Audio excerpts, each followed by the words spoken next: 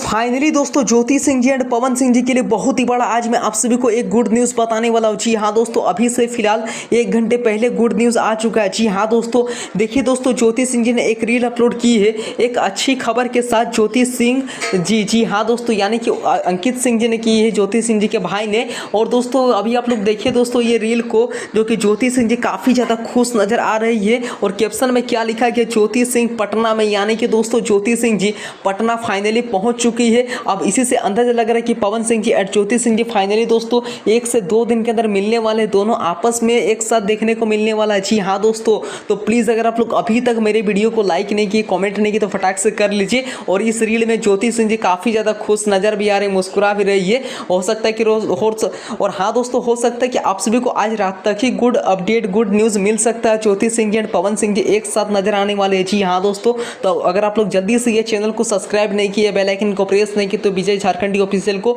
तो फटाक से एक लाइक कर दीजिए, प्यारा सा कमेंट कर दीजिए ज्योति सिंह जी या तो पवन सिंह जी के लिए। मिलते हैं किस नेक्स्ट वीडियो के, जैसे कुछ अपडेट आएगा मैं आप सभी को अपने चैनल के माध्यम से हर पल back to back latest update का जानकारी देते रहूंगा। थैंक यू दोस्तों, मिलते हैं किस नेक्स्ट वीडियो के, लव यू।